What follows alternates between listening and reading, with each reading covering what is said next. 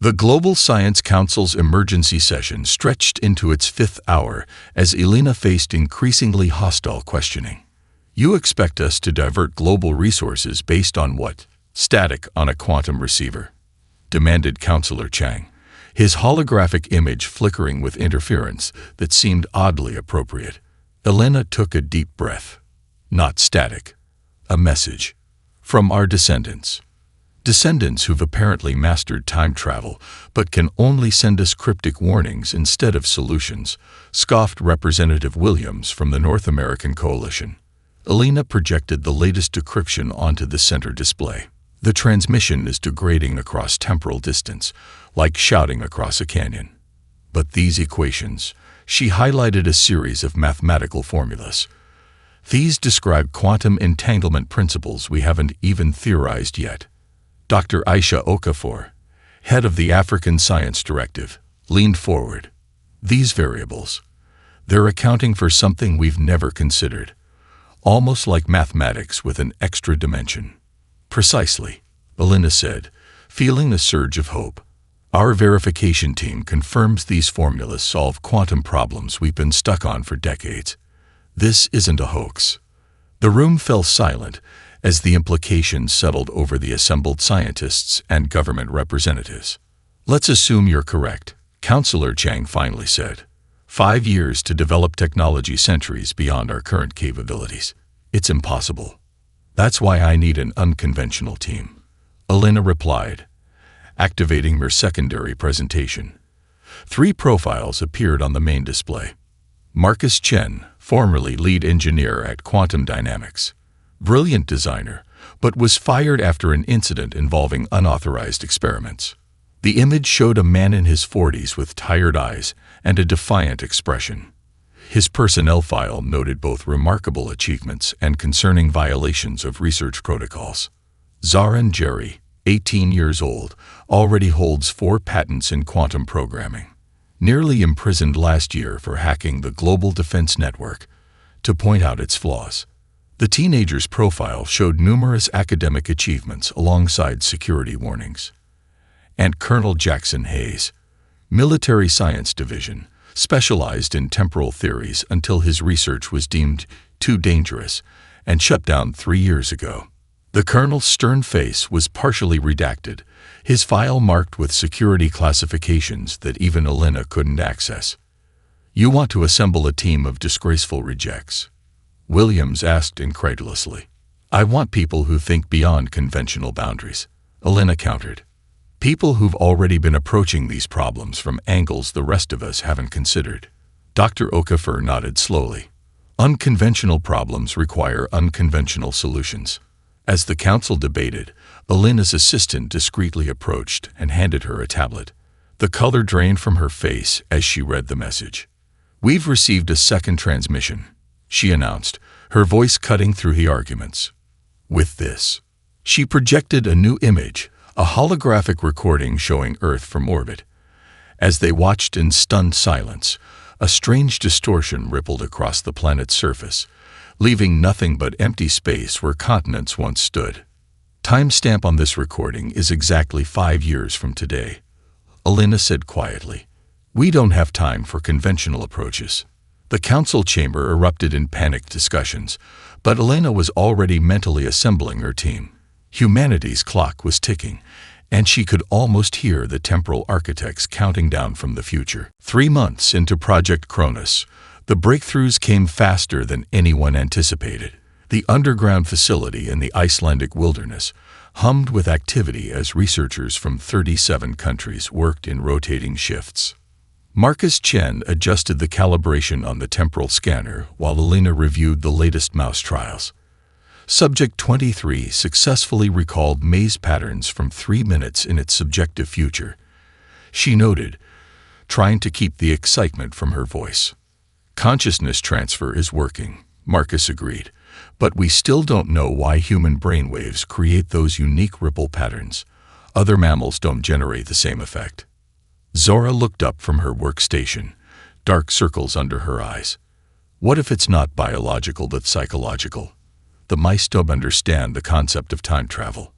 "We do," Colonel Hayes, who rarely contributed to theoretical discussions, paused his security review. Intention.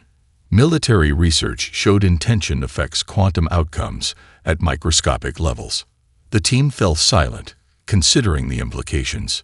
Let's test it, Elena decided. Dr. Seto has volunteered for the first human trial. The procedure room was prepped within the hour. Dr. Sato, a quantum physicist from Osaka University, sat calmly in the reclined chair as technicians attached sensors to his temples. Remember, Elena instructed, you're going back 3 minutes. The code on the screen will change from red to blue. That's your anchor point. Dr. Sato nodded. I understand. I'm ready. Marcus initiated the sequence. Energy pulsed through the equipment as readings spiked on multiple monitors. Dr. Seto's body remained still, but the brain activity displayed on the main screen showed patterns never before recorded in human neuroscience. Exactly 3 minutes later, Dr. Seto gasped and jerked upright. It worked, he whispered, eyes wide. The code changed exactly as you said.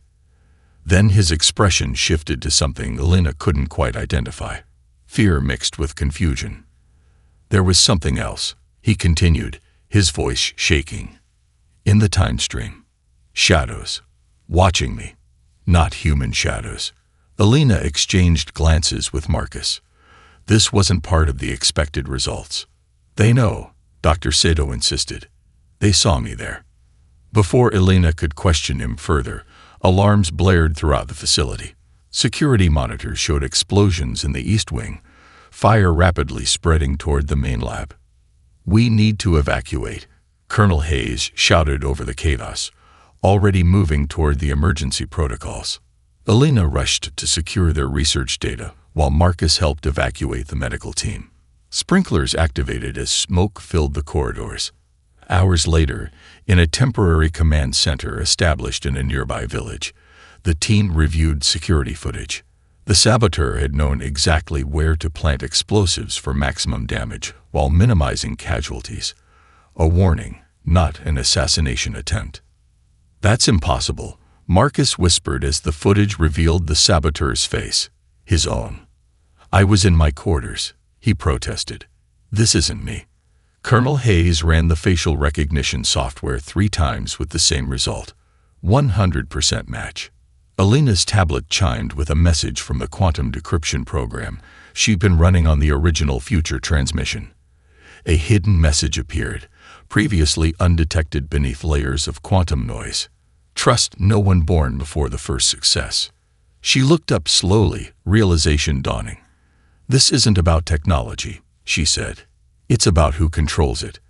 The architects haven't just been watching us. They've been among us. For decades. Marcus stared at his doppelganger on the screen. How do we fight an enemy who can place perfect copies of us throughout our timeline? We changed the rules, Elena answered, already formulating their next move. If they're playing chess, we need to invent an entirely new game. Zora's Himalayan outpost clung to the mountainside, disguised as a weather monitoring station. Outside, a blizzard raged, wind howling against reinforced windows. She hadn't slept in 36 hours, sustained only by determination and too much synthetic caffeine. The temporal mathematics on her screens blurred as fatigue set in. She blinked hard, trying to focus on the equations. Something kept nagging at her, a pattern just beyond her grasp. When her head nodded forward, jerking her awake again, she decided to rest her eyes for just 5 minutes. In that twilight between wakefulness and sleep, her mind drifted to her childhood home in Nairobi. The memory was vivid. Her grandmother's garden after a rainfall, the scent of wet earth and bougainvillea, the exact feel of sunlight warming her skin as she helped plant seedlings. She jolted upright, suddenly fully alert. That's it. Her fingers flew across the interface, inputting new parameters. The simulation ran, showing a human consciousness traveling through the time stream, but now anchored by what she labeled as emotional resonance points. Emotional tethering, she whispered, watching the model stabilize in ways previous simulations never had. She opened a secure channel to Elena. "I've got something," she said when Alina's tired face appeared. "We've been approaching time travel like physics, but it's also psychology. Humans form emotional anchors to specific moments, memories so vivid they create fixed points in our personal timelines." Alina's eyes widened with understanding. "And the architects are purely logical beings," Zara finished. "They navigate time through mathematical precision. We can navigate through emotional connection. It's why they can't predict all our movements. Emotion creates quantum uncertainty they can't calculate." Meanwhile, in the underwater facility off New Zealand, Marcus and his team prepared for their most ambitious test yet. Their volunteer, Commander Liam Diaz, lay in the temporal chamber, neural interfaces connected to his temples. "Ready?" Marcus asked. Diaz gave a thumbs up. "Send me back a week. I've got a hot date I'd like to handle better the second time around." A few nervous chuckles broke the tension as the team initiated the sequence. The chamber hummed with energy. Diaz's consciousness projected backward along his own timeline. 3 minutes later, though a week in subjective experience, Diaz's eyes snapped open. His face was ashen, all humor gone. "They've changed something," he gasped. "The architects. They know what we're doing. They're accelerating their timeline." Marcus leaned forward. "What do you mean?" "Their arrival," Diaz said, struggling to sit up. "It's not 5 years away. It's 18 months, maybe less." Before Marcus could respond, the facility's security alert blared. The external cameras showed 3 unmarked submarines approaching from different directions. Alina received both reports simultaneously, Zara's breakthrough and Marcus's warning. As she processed the implications, Colonel Hayes burst into her temporary command center in Buenos Aires. "3 of our facilities are under attack," he reported. Simultaneously, Alina's mind raced. With 18 months instead of 5 years, they needed a new strategy.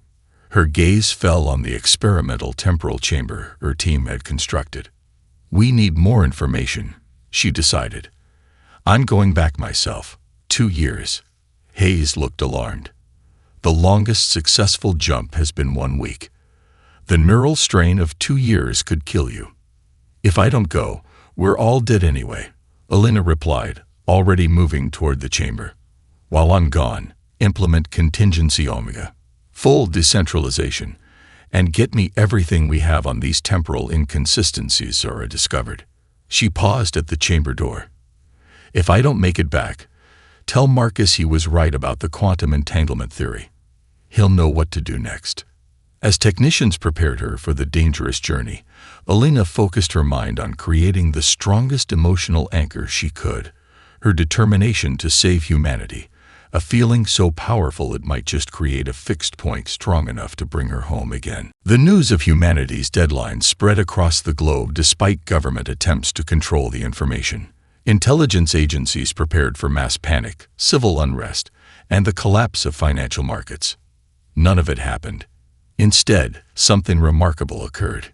In Tokyo, thousands of citizens lined up outside temporal research centers to volunteer for experimental procedures. In Lagos, rival political factions formed a unity government focused solely on the coming crisis. From Silicon Valley to Bangalore, tech competitors opened their proprietary research to a global defense consortium. Marcus stared at the reports in disbelief. "This isn't what the models predicted." Colonel Hayes nodded, watching feeds from major cities worldwide. "Crisis response experts expected chaos. Instead, we're seeing unprecedented cooperation." "It's beautiful," Zara said softly. "Facing extinction, we're showing what humanity really is." The revelation came during mass volunteer testing in Rio de Janeiro. Test subject 1,457, a literature professor named Sofia Mendes, showed unusual readings during her temporal perception test. "Her emotional signature is creating interference patterns in our detection equipment," the lead researcher reported. "And it's not just her. We're seeing similar effects in roughly 30% of volunteers." Further testing revealed something extraordinary: strong emotional states, particularly hope, love, and determination, generated unique temporal signatures that seemed to create blind spots in predictive models. They theorized these emotional states created quantum uncertainty that beings reliant on precise calculations couldn't fully account for. The team called it the human variable. Meanwhile, Alina's physical form remained in a coma-like state in the Buenos Aires facility, her mind traveling through the time stream. Medical monitors showed brain activity unlike anything in neurological records, complex patterns shifting constantly as her consciousness experienced 2 subjective years in the past. On day 17, her eyes suddenly opened. She gasped for air as medical personnel rushed to stabilize her. "The architects," she whispered hoarsely. "I saw them." Her debriefing took place in a secure room, attended only by Marcus, Zara, and Colonel Hayes. Alina's normally steady hands trembled as she sipped water. "They weren't what we expected," she began. "They exist partially outside normal time, perceiving multiple timelines simultaneously. But they have weaknesses." She described the architect's biology, crystalline structures housing consciousness, requiring constant synchronization with their home dimension. Most importantly, she confirmed Zara's theory. They struggled to predict human behavior when strong emotions were involved. "Their technology relies on perfect probability mapping," Alina explained. "Our emotions create quantum uncertainty they can't resolve. It confuses them." As she continued her report, Alina suddenly clutched her head in pain. Brain scans showed alarming activity, her consciousness still partially displaced in time. "This is why longer jumps are dangerous," the medical director warned. "Her mind hasn't fully reintegrated with present time." Days later, Alina slipped into a deep coma. Medical scans showed extraordinary neural activity despite her unconscious state. Specialists were baffled. "It's as if her mind is still traveling," one doctor observed.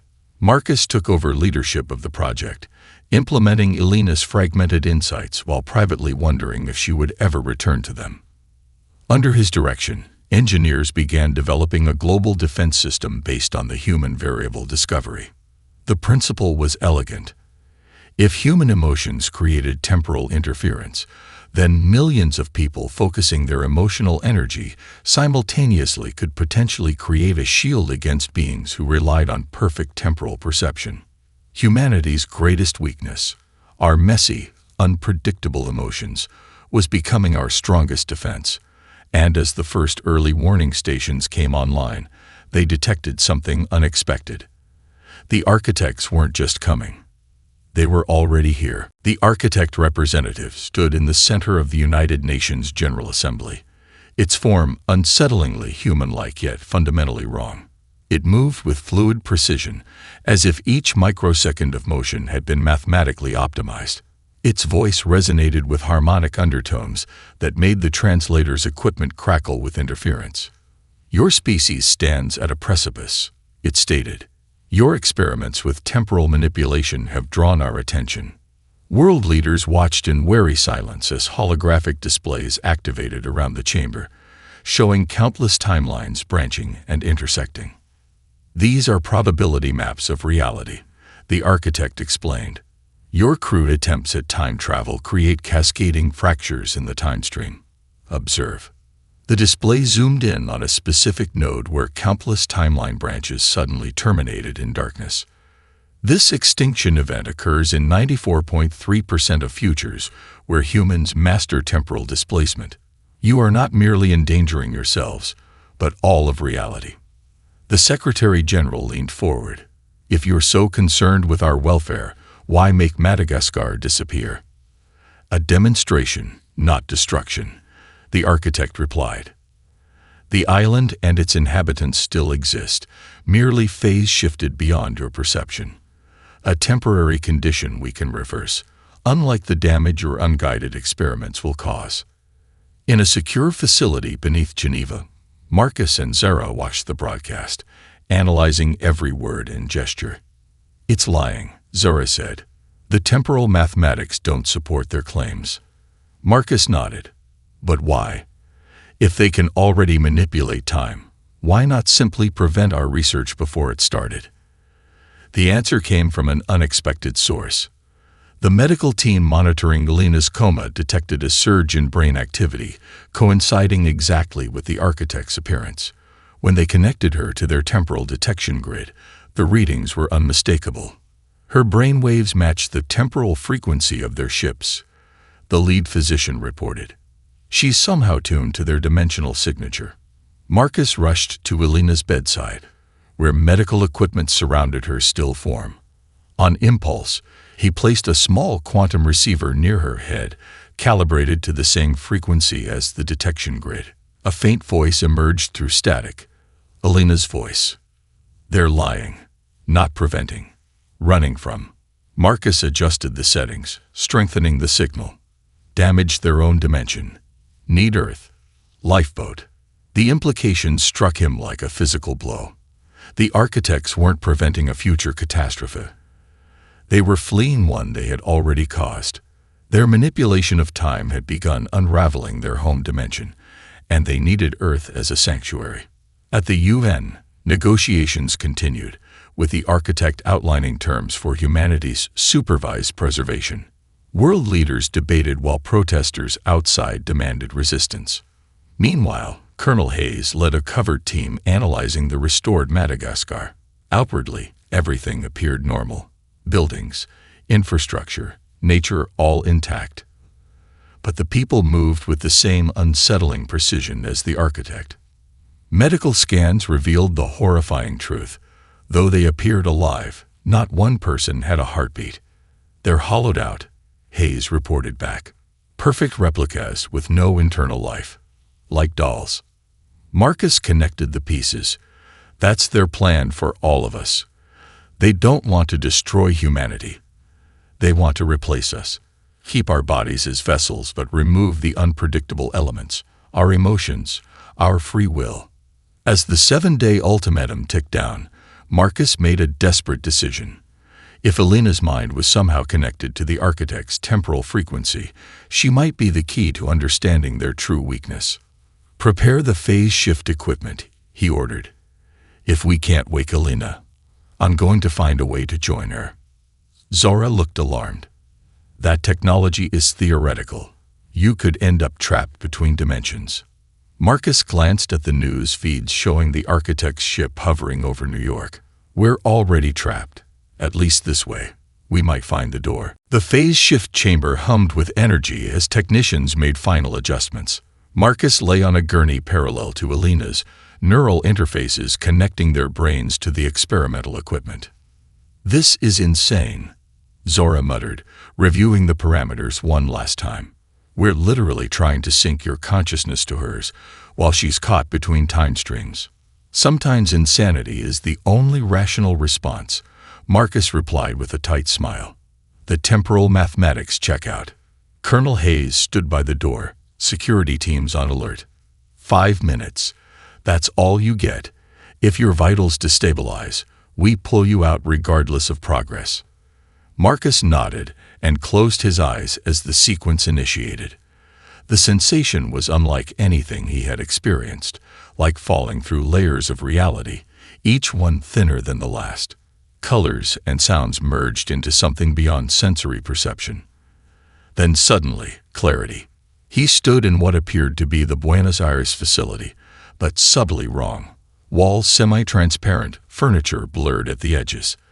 Alina sat at a desk covered in floating equations that shifted and rearranged themselves. You shouldn't be here, she said without looking up. Human minds aren't designed for temporal displacement. Neither is yours, yet here you are, Marcus replied, approaching cautiously. Alina, we need you back. The architects are already here, negotiating Earth's surrender. She finally met his gaze, her eyes containing echoes of multiple versions of herself. I can't return yet. I've discovered something incredible. She gestured at the equations. Our understanding of time was fundamentally flawed. It's not linear or even branching. It's resonant, like harmonics in music. She guided him to a window that overlooked not the facility grounds, but a crystalline landscape stretching to infinity. This is their home dimension. or what's left of it. Marcus watched in awe as sections of the crystalline structures fractured and dissolved into nothingness. What happened? They tried to perfect time, Elena explained. Remove uncertainty, control every outcome. But they didn't understand the fundamental nature of time. It requires uncertainty to exist. By trying to eliminate randomness, they created a cascade failure. Understanding dawned on Marcus. And now they want to use Earth as their new home. Not just Earth, Elena corrected. They need us, human consciousness. Our unpredictability creates the quantum uncertainty that time requires to function. But they want to control it, harness it. That's what they did to Madagascar. Created perfect replicas running on carefully managed human consciousness. Before Marcus could respond, pain lanced through his head. His connection was destabilizing. I can't maintain this much longer, he gasped. Elena grabbed his hands. Listen carefully. The architects can only manipulate time through quantum entanglement with their home dimension. Sever that connection, and they're trapped in normal space-time. Vulnerable. How do we sever it? The human variable, she said urgently as his form began to flicker. Mass emotional resonance at exactly the right temporal frequency could disrupt their entanglement. I've calculated the parameters. She pressed her hand to his forehead, transferring the information directly into his mind as the connection between them failed. Marcus awoke gasping in the phase shift chamber, medical teams rushing to stabilize him.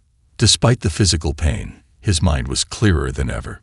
I know how to fight them, he announced, struggling to sit up. And I know how to get Elena back. Zara helped him to his feet. What did you see? Marcus looked at her with newfound determination.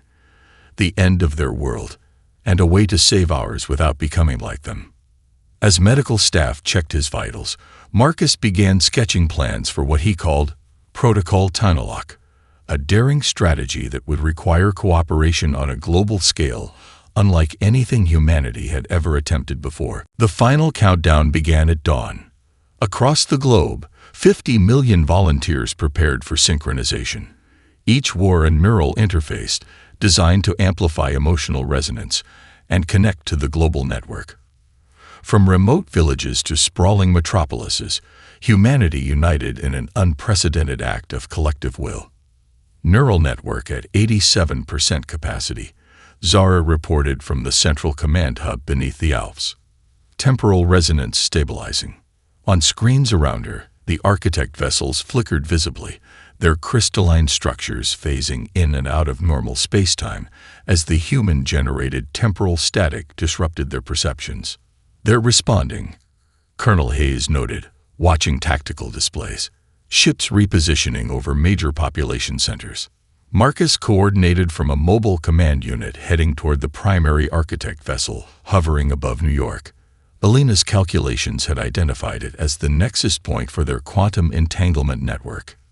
Infusion teams, status report, he called through the secure channel. One by one, strike teams around the world confirmed readiness.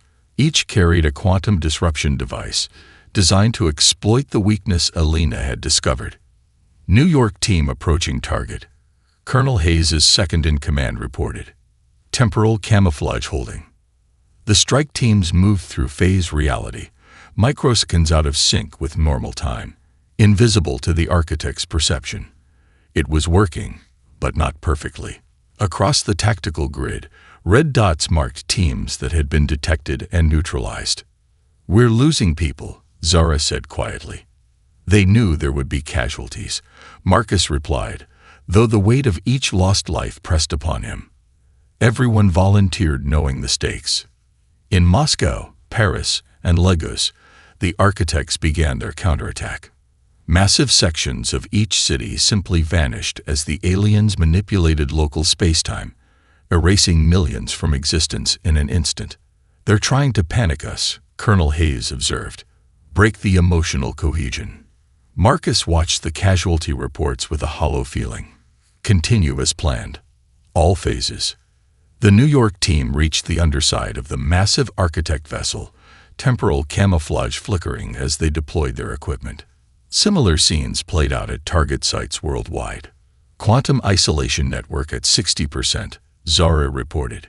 We need more power to complete the temporal loop. Marcus studied the energy readings, the solution becoming devastatingly clear.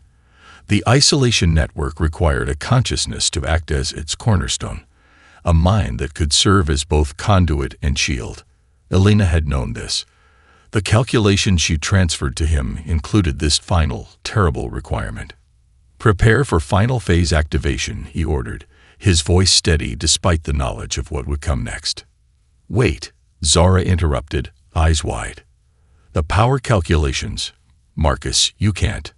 There's no other way, he said gently. Elena showed me exactly how this ends. He connected his neural interface to the primary node of the quantum isolation network. Immediately, energy readings surged toward optimal levels. Tell Elena when she wakes up, Marcus said as the transfer sequence initiated, that infinity was worth the cost. His consciousness expanded into the network, becoming a bridge between normal space-time and the isolation field. He felt the architects panic as they sensed the severing of their quantum entanglement lifeline. Through countless neural interfaces, 50 million humans felt Marcus's sacrifice as a ripple of profound emotion that amplified the temporal resonance beyond all projections. In her hospital bed, Elena's eyes opened for the first time in months, tears streaming down her face. It's happening, she whispered. The quantum isolation field activated fully, engulfing the planet in a shimmer of temporal energy. As the field stabilized, every architect vessel froze in place, suddenly bound by the same laws of physics that governed human existence. For the first time since their arrival, the temporal architects knew fear. 3 weeks after Operation Timelock, the negotiations began. The architect delegation entered the reproposed UN chamber with noticeably less confidence than before. Without their temporal manipulation abilities, they moved with the slight hesitation of beings experiencing linear time as a constraint rather than a medium to control. Elena led the human delegation, her time in the between spaces having permanently altered her perception. She could see faint temporal echoes around people now, ghostly afterimages of possibilities that might have been. You've doomed us all, the lead architect stated, its harmonic voice now a single tone. Without connection to our dimension, we cannot prevent the cascading temporal collapse. The collapse you created, Elena corrected, by trying to perfect time, to remove all uncertainty. She activated a holographic display showing temporal readings from the quantum isolation network. But we're not interested in your extinction. We're proposing an alternative. Around the table, representatives from every nation watched silently as Elena outlined a radical proposal, a symbiotic relationship between humans and architects, combining the aliens' temporal knowledge with humanity's understanding of uncertainty and emotional anchoring. Impossible, the architect responded. Your species is too unpredictable, too emotional for precise temporal engineering. Zara stepped forward. That's exactly why it will work.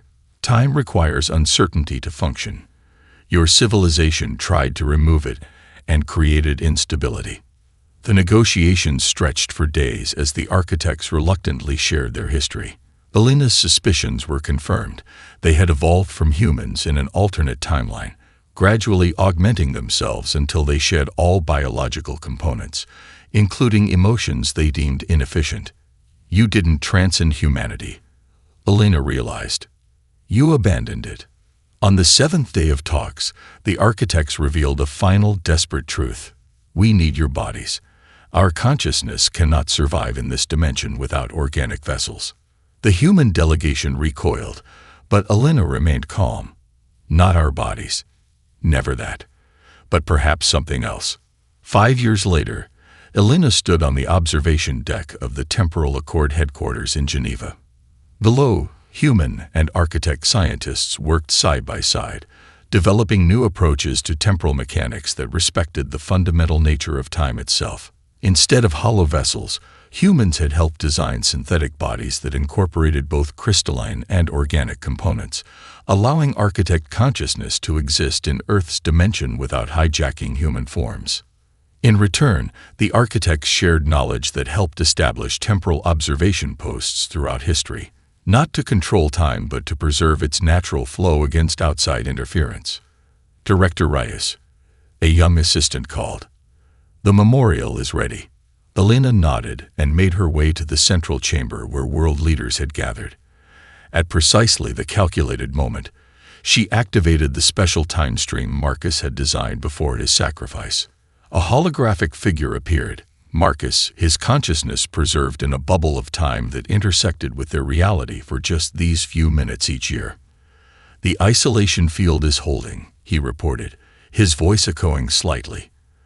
"The temporal damage is healing itself. Your theories were correct, Elena. Time needs freedom to exist, just like we do." As the connection faded, Elena caught the faint temporal signature of other possibilities.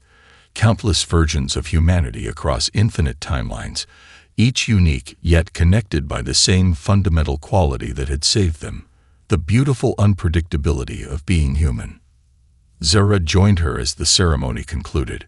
"Sometimes I wonder if we would have been better off never developing time travel at all." Elena smiled. "Perhaps in some timeline, we never did. But in this one, by mastering time, we rediscovered what makes us human in the first place."